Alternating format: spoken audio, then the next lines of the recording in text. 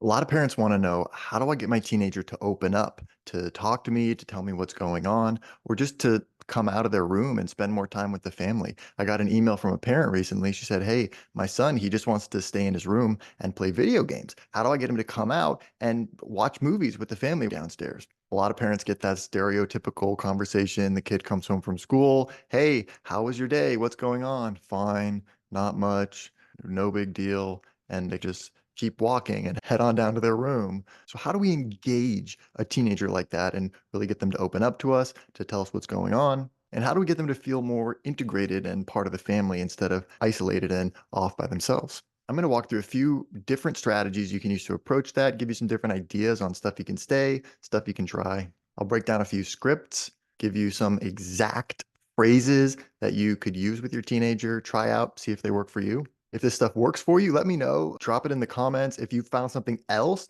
that works better for you, please leave us a comment. Let me know. I want to hear about it. Before we get too into scripts and tactics, I just want to talk a little bit about what's realistic. During the teenage years, we have a lot of changes happening in the brain. The teenage brain doesn't work the same way that the child's brain does. So you might say, "Hey, why is this different? Why is my teen behaving differently all of a sudden? Why do they want to be by themselves all of a sudden, not talk to the rest of the family?" It's actually really natural for teenagers to be a lot more self-centered. Teenagers are starting to think a lot more of themselves as individuals, separate from you, separate from the family. Who am I? How do I fit into this whole social situation that we have going on in the household and outside of the household? Who am I with my friends, with my peers? They're becoming a lot more aware of how they're being judged by others and how they're coming across to others, what their social status is. All these factors are bringing their attention to themselves. A lot of parents think their teen is being narcissistic or really self-centered, but actually this is really common, normal teenage behavior. So you might be holding your teenager up to an unrealistic ideal. You might have this expectation that, hey, I'm going to have this loquacious teenager who wants to just come home and sit down and have a discussion with me and talk about deep things and really express their gratitude for how much work I do on their behalf. And that might not really be realistic. And in fact, really, this whole attitude of, hey, how do I get my teen to do this? How do I get my teen to be more like this and less like this? And whatever you fill into those blanks, I think that's actually a really problematic attitude for a parent to adopt. And I think this is not just a parenting situation. This is a problematic attitude to adopt in any relationship. If you're thinking to yourself, hey, how do I get my wife to be more like this and less like this? I wouldn't do that. For one thing, it's invalidating. Maybe your teen's just not like that. Maybe they don't want to be like that. So if your focus as a parent is on, hey, how do I get them to change and be different from how they are naturally,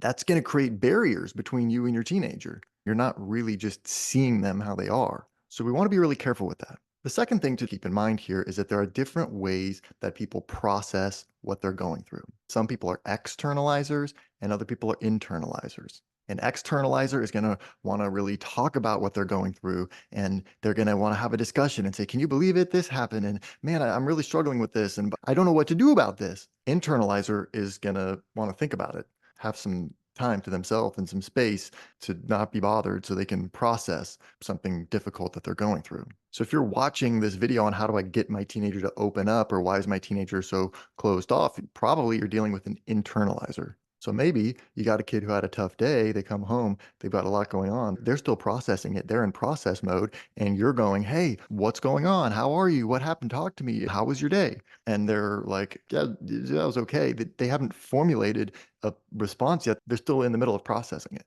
They don't want to process it externally with you because that's not how your teenager processes things. And you might combine that also with someone who doesn't necessarily have the emotional awareness and the communication skills to say, "Yeah, I kind of have a lot going on right now. I'm still processing it. I need some space. I love you. I want to catch up with you later, but let me just take a little time to myself." A lot of adults don't have the level of self-awareness and communication skills to pull off that kind of an interaction successfully. So, do you really expect your teenager to be able to do that? In fact, this would be a great thing to work on with them. These are great skills for you to teach them and to model for them. But we're not going to expect that they necessarily just have these abilities right out of the gate. And in fact, if I'm a teenager, I had a really hard day, I'm stressed out, but I don't really know what I'm feeling. I'm wrestling with all these emotions. Now I get home wanting to just go to my room and have some space to myself to process everything that's going on. And now all of a sudden, here's my parent, and they have all these questions and they're wanting more of my energy to now converse with them. I barely held it together through this tough day and just got through the door. Now I'm getting confronted by this parent. Maybe I'm going to get frustrated. Maybe I'm going to get angry. Maybe I'm going to lose it. Maybe I blow up at you. Leave me alone. Can you just give me some space? What's wrong with my teenager? Why are they always yelling at me? Why can't they just talk to me and open up to me? So, all of that is to say that on one hand, we're often going into this type of interaction with the wrong expectations. We want our teen to respond in a certain way, and they're not doing it. On the other hand, I think we're often asking the wrong questions. And this is where we can start to play with some different techniques and strategies that we could use in a situation like this to make it go more smoothly. So instead of, why won't you come out and watch a movie with the family? Why are you just sitting in your room all the time? What's wrong with you?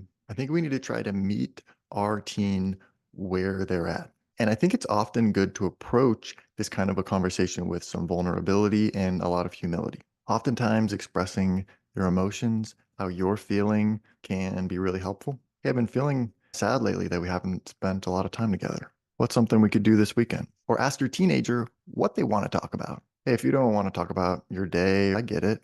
We don't have to talk about that. I'm not asking to be mean. I just want to connect with you. I guess I've been feeling disconnected from you lately. What's something we could talk about?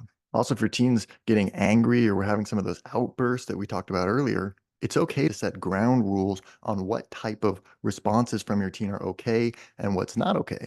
The key is that you have to do this without telling them that it's not okay how they feel. So you could say, hey, it's okay to be frustrated. It's okay to need some space, but it's not okay to yell at me like that. I'm just trying to talk to you because I love you and I want to know you. So if you don't want to tell me about your day, you got a few options. You could suggest something different to talk about, or you could tell me you need some space and ask if it would be okay to catch up later on. Or you could ask me a question, try to get to know me a little bit or what's going on in my life or my head. So you've got multiple options, but no option is yelling at me. That's not okay.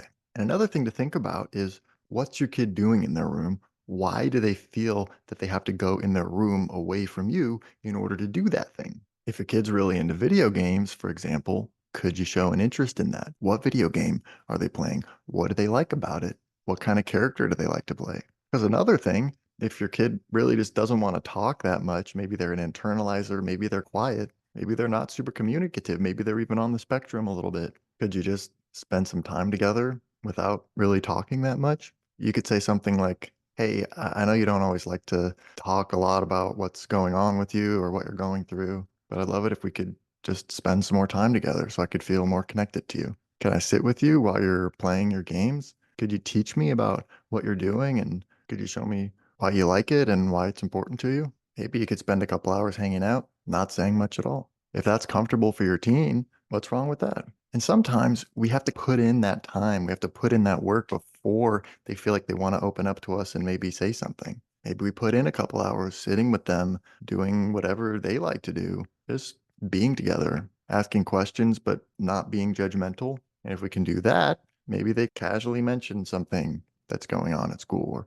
something that happened with a friend recently. And when those kind of situations happen, then it becomes, how do you respond to that? And the key is going to be just not being judgmental, not jumping on the opportunity.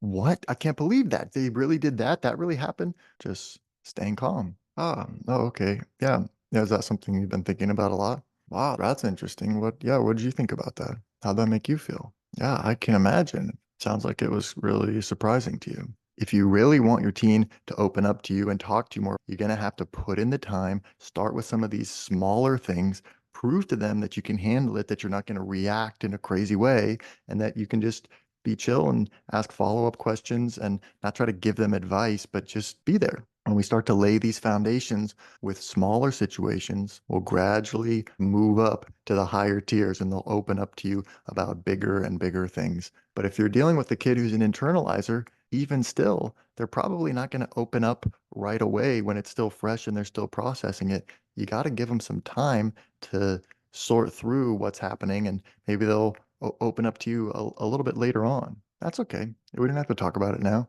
but just let me know if you ever want to talk. So these are some ideas on how to get your teenager to open up, what to do if they're spending a lot of time in their room, not really interacting with you, interacting with the family. I hope some of this has been helpful or interesting or seems like something you could try out in your own family. If so, give it a shot. Let me know how it goes in the comments. Or if you have found something different that works for you that I didn't mention in the video, please drop me a comment. Let me know. I'd love to hear from you. And of course, subscribe to our channel and be sure to listen every week to the Talking to Teens podcast. I'm Andy Earle. Thanks for watching.